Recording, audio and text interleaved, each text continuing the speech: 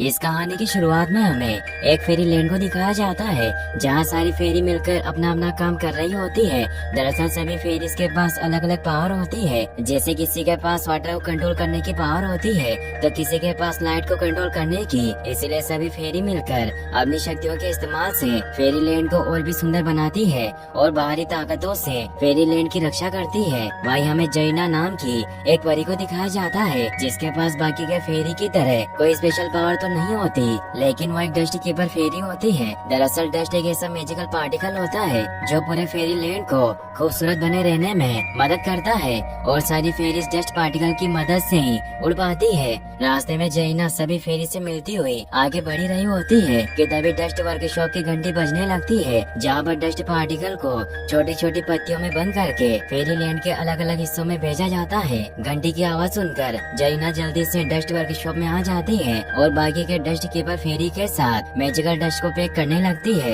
यहाँ पर जैना मैजिकल डस्ट के कुछ पार्टिकल को अपने बालों में लगा लेती है जिससे उसके बाल हवा में उड़ने लगते हैं और वो बहुत खुश होती है। लेकिन बाकी के डस्ट कीपर जैना को बहुत ही अजीब तरीके से देख रही होती है। दरअसल फेरी लैंड में सारी फेरी पहले से बनाए गए नियमों के हिसाब से चलती है और कभी भी रूल नहीं तोड़ती, लेकिन जैना चीजों को जानने के लिए काफी क्यूरियस होती है, इसीलिए अक्सर वो रूल्स को तोड़कर एक्सपेरिमेंट करती रहती है। अब यहाँ पर डस्ट कीपर फेरी के हेड आ जाते हैं जिनका नाम गेरी होता है। गेरी जरीना को अपने साथ ले जाते हैं और उसे ब्लू डस्ट के बारे में बताते हैं जिसकी मदद से मैजिकल डस्ट को कई गुना तक बढ़ाया जा सकता है। गेरी जरीना को ब्लू डस्ट के बारे में इसलिए बताते हैं क्योंकि उनको जरीना पर पूरा विश्वास होता है कि वो ब्लू डस्ट कीपर बनने का काम अच्छे से कर सकती है। अब क्योंकि जरीना चीजों को जानने के लिए काफी क्यूरियस होती है इसलिए गेरी से पूछती है कि डस्ट पार्टिकल गोल्ड कलर के क्यों होते हैं, वो बैंगनी या गुलाबी क्यों नहीं होते।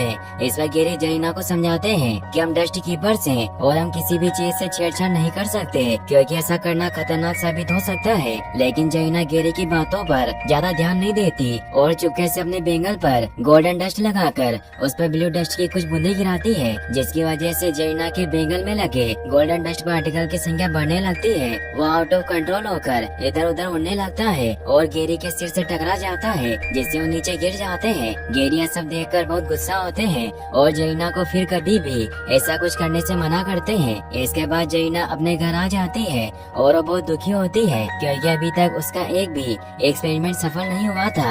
अब जरीना दुखी होकर अपनी एक्सपेरिमेंट बुक को पढ़ी रही होती है कि तभी उसके सिर पर लगा ब्लू डस्ट का एक पार्टिकल नीचे गिर जाता है जिसे देखकर जरीना बहुत खुश होती है और वो गोल्डन डस्ट और ब्लू डस्ट की मदद से एक्सपेरिमेंट करके एक ऐसा मैजिकल डस्ट बनाती है जिसकी मदद से वो लाइट को कंट्रोल कर पा रही थी जो लाइट फेरी के अलावा कोई नहीं कर सकता। जरीना ये देखकर बहुत खुश होती है और अपनी फ्रेंड टिंकर फेरी को अपने घर ले आती है और वो दोनों साथ में एक्सपेरिमेंट करके सभी कलर की डस्ट पार्टिकल बनाती है जिसे देखकर टिंकर फेरी पूरी तरह से हैरान होती है। दरअसल फेरी लैंड में सभी फेरी का अपना अलग कलर होता है और जरीना के द्वारा बनाया गया मैजिकल डस्ट उन कलर वाली फेरी के जितना ही पावरफुल होता है। टिंकर फेरी ये सब देखकर डर जाती है और जरीना को अपना एक्सपेरिमेंट रोकने को कहती है, लेकिन जरीना टिंकर फेरी के बातों पर ज्यादा ध्यान नहीं देती कि तभी गलती से जरीना के हाथों से मैजिकल डस्ट छूटकर एक छोटे पौधे पर गिर जाता है और मैजिकल डस्ट की वजह से देखते ही देखते वो पौधा बड़ा होना शुरू हो जाता है और वो जरीना के घर के साथ ही डस्ट वर्कशॉप को भी पूरी तरह से बर्बाद कर देता है।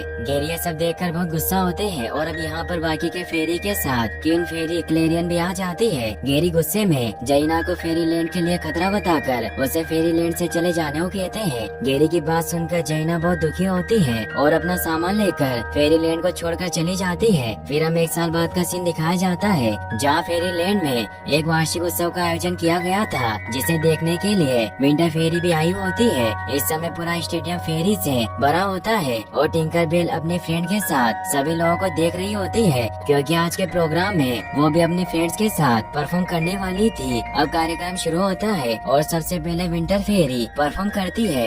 इसके बाद हम ब्लैंक नाम की विंटर फेरी को देखते हैं जो अपने फ्रेंड बोबल के साथ शो देखने के लिए आया होता है, लेकिन शो के शुरू होते ही वो वॉशरूम के लिए चला जाता है। इस समय सभी लोग बहुत खुश होते हैं और विंटर फेरी को परफॉर्म करते हुए देख रहे होते हैं कि तभी वहाँ पर जरीना आ जाती है जो अपने मैजिक की मदद से स्टेडियम के चारों तरफ जायंट गुलाबी फ्लावर को उगा देती है जिसमें से वो गुलाबी कलर के डस्ट को शो देखने आए सभी लोगों के ऊपर गिराना शुरू कर देती है। शो देखने आए सभी फेरी और यहाँ तक की किंग और क्वीन फेरी भी ये सब देखकर बहुत खुश होती है, लेकिन रोसेटा को शक हो जाता है कि जरूर कुछ गड़बड़ है, इसीलिए अपने फ्रेंड्स के साथ एक बड़े से बॉक्स के अंदर छुप जाती है। अब गुलाबी पार्टिकल की वजह से सभी लोग गहरी नींद में जाना शुरू हो जाते हैं और इसी मौके का फायदा उठाकर जैना डस्ट वर्कशॉप से ब्लू डस्ट को लेकर वहाँ से निकल जाती है। ब्लिंक जब वॉशरूम से वापस आता है तो सभी लोगों को गहरी नींद में देखकर बहुत हैरान होता है।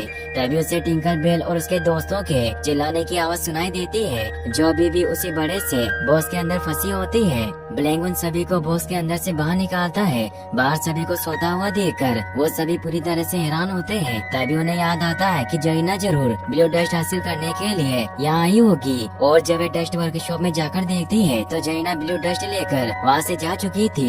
यह देखकर इरिडेसा पूरी तरह से डर जाती है, क्योंकि ब्लू डस्ट के न होने से गोल्डन डस्ट नहीं बन पाएगा, जिसकी वजह से कोई भी फेरी उड़ नहीं पाएगी, क्योंकि गोल्डन डस्ट की मदद से ही सभी फेरी उड़ पाती है। इरिडेसा को डरता देखकर बाकी के फेरी उसे शांत करती है। ब्लैंक ने बताता है कि उसने जरीना को नदी की तरफ जाते हुए देखा था। ब्लैंक की बातें सुनकर टिंकर बेल ब्लैंक को नींद में गए सभी फेरी की देखभाल करने के लिए बोलकर खुद बाकी के फेरी के साथ जरीना को पकड़ने के लिए निकल जाती है। कुछ दूर जाने पर इन्हें जरीना दिखाई देती है, लेकिन उसकी स्पीड बहुत तेज होती है, जिसकी वजह से ये उसे नहीं पकड़ पाती और जरीना पायरेट्स के साथ छोटी सी बोट में बैठकर उनकी बड़ी सी शिप की तरफ निकल जाती है। जरीना को पायरेट्स के साथ बोट में बैठा देखकर टिंकर बेल को लगता है कि पायरेट्स ने जरीना को बंदी बना लिया है, इसलिए जरीना ने उनके कहने पर ब्लू डस्ट चुराया होगा। ये सोचकर टिंकर फेरी अपने दोस्तों के साथ जरीना को पायरेट से बचाने के लिए छोटी बोट पर आ जाती है, लेकिन यहाँ पर इन्हें पता चलता है कि पायरेट्स ने जरीना को किडनैप नहीं किया, बल्कि जरीना खुद सभी पायरेट्स की कैप्टन है। ये देखकर सभी फेरी बहुत दुखी होती है और वो पायरेट्स को जरीना पर हमला करके उनसे ब्लू डस्ट छीनने लगती है और किसी तरह बहुत मुश्किल से जरीना के हाथों से ब्लू डस्ट लेकर वहाँ से भागने लगती है। लेकिन इससे पहले कि ब्लू डस्ट लेकर वहाँ से निकलती, इनके सामने जरीना आ जाती है, जो इनसे ब्लू डस्ट को वापस मांगती है। लेकिन जब टिंकर बेल जरीना को ब्लू डस्ट देने से मना कर देती है तो जरीना टिंकर और बाकी के फेरी के ऊपर एक मैजिकल डस्ट स्प्रेड करती है, जिसकी वजह से सभी फेरी नीचे गिर जाती है और जरीना ब्लू डस्ट लेकर वहाँ से निकल जाती है। अगले सीन में हम देखते हैं कि जरीना के मैजिकल डस्ट स्प्रेड करने की वजह से सभी फेरी की पावर एक दूसरे के साथ एक्सचेंज हो गई थी, जिसकी वजह से सभी फेरी को बहुत मुश्किलों का सामना करना पड़ रहा था, क्योंकि अचानक से किसी और की पावर मिलने की वजह से वो अपनी पावर को अच्छे से कंट्रोल नहीं कर पा रही थी। अब क्योंकि टिंकर बेल को वाटर कंट्रोल करने की पावर मिली होती है, इसीलिए वो वाटरफॉल को रोके रहने की कोशिश करती है और बाकी की फेरी को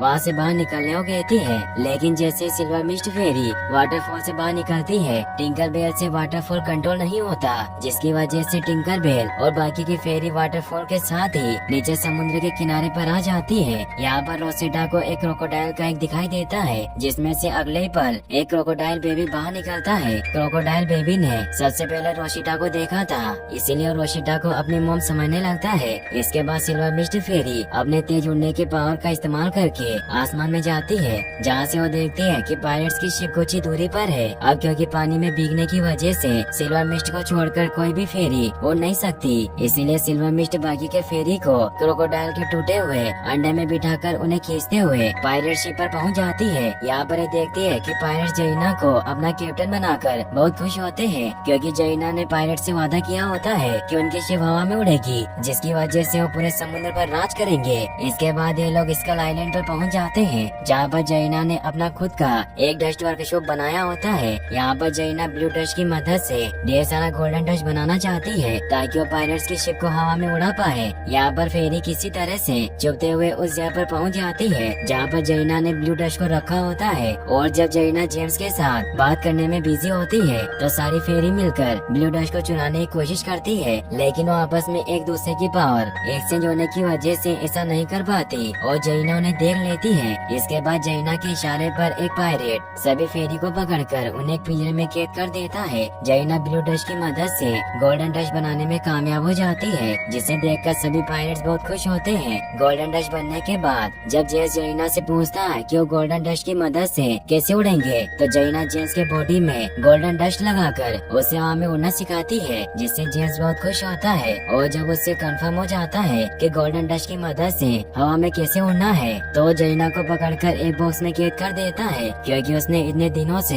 जरीना को शिप का कैप्टन इसलिए बनाया था ताकि वो गोल्डन डस्ट और ब्लू डस्ट को हासिल कर सके। जेम्स को ऐसा करता देखकर जैना बहुत दुखी होती है और उसे कुछ भी समझ नहीं आ रहा था कि अब वो क्या करे। वहीं दूसरी तरफ हम टिंकरबेल और बाकी के फेरी को देखते हैं जो अभी भी पिंजरे में बंद होती है। हालांकि इन्होंने यहाँ से निकलने की बहुत कोशिश की होती है, लेकिन हर बार पायरेट इन्हें पकड़ लेता है। तभी शिप पर वही क्रोकोडाइल बेबी आ जाता है जो रोशिटा को बीच पर मिला था। क्रोकोडाइल बेबी रोशिटा और बाकी के फेरी को पिंजरे से आजाद करा देता है और जब पायरेट इन्हें पकड़ने की कोशिश करता है तो बेबी क्रोकोडाइल पायरेट पर हमला कर देता है। इसी मौके का फायदा उठाकर रोशिटा अपने दोस्तों के साथ वहाँ से निकल जाती है। इसके बाद ये लोग पायरेट से छुपते हुए उस जगह पर पहुँच जाती है जहाँ पर जैना ने ब्लू डस्ट को रखा होता है और ये ब्लू डस्ट को लेकर वहाँ से जाने लगती है कि तभी इन्हें जेम्स की आवाज सुनाई देती है जो इनसे कहता है कि अगर तुम लोग ब्लू डस्ट मुझे नहीं दोगी तो मैं जैना को पिंजरे के साथ ही समुद्र में फेंक दूंगा। टिंकरबेल जब ये देखती है तो ब्लू डस्ट को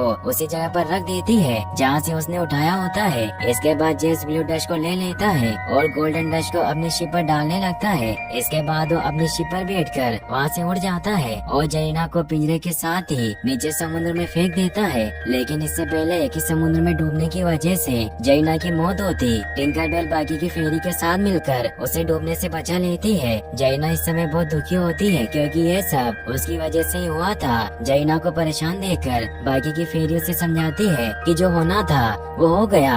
इसके बाद ये लोग ब्लू डस्ट हासिल करने के लिए एक बार फिर से जेम्स की शिप पर आ जाते हैं। यहाँ पर फेरी और पायरेट्स के बीच में फाइट होना शुरू हो जाती है, लेकिन फेरी पायरेट्स के मुकाबले साइज में बहुत छोटी होती है जिसकी वजह से वो पायरेट्स के सामने टिक नहीं पा रही थी। सभी फेरी मिलकर पायरेट्स से लड़ रही होती है और जैना जेम्स के साथ फाइट करके उससे ब्लू डस्ट छीनने की कोशिश करने लगती है। वहीं दूसरी तरफ रोशिटा क्रोकोडाइल पर बैठकर पायरेट से लड़ रही होती है।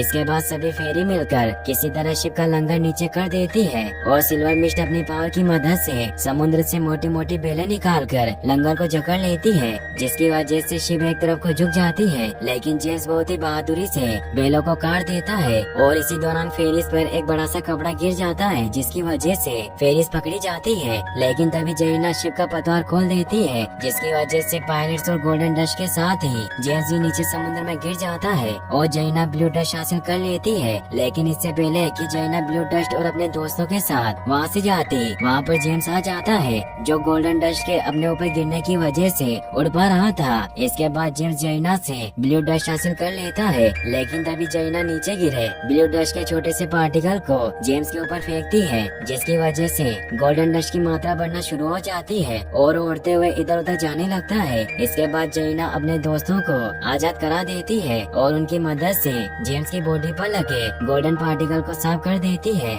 जिसकी वजह से अब जेम्स उड़ नहीं पाता। ब्लू डस्ट मिलने से जैना और बाकी की फेरी बहुत खुश होती है और वो जेम्स को बाकी के पायरेट्स के साथ समुद्र में छोड़कर उनके शिप को लेकर वहाँ से निकल जाती है। अगले सीन में हम फेरी लैंड को देखते हैं जहाँ पर सभी लोग अभी तक सो रहे होते हैं। इसके बाद जैना गोल्डन डस्ट की मदद से सभी को नींद से जगा देती है। गैरी जैना को एक बार फिर से फेरी लैंड में देखकर बहुत खुश होते हैं। इसके बाद जैना ब्लू डस्ट को फेरी क्वीन क्लेरियन को दे देती है और जब बाकी के फेरी क्वीन को बताती है कि जैना अपनी मैजिक की मदद से एक बेहतरीन शो परफॉर्म कर सकती है तो क्वीन जरीना को एक शो परफॉर्म करने को कहती है। जिसके बाद जैना बाकी के फेरी के साथ मिलकर एक बहुत ही शानदार शो परफॉर्म करती है जिसे देखकर वहाँ मौजूद सभी फेरी बहुत खुश होती है और यहीं पर इस मूवी की हैप्पी एंडिंग हो जाती है।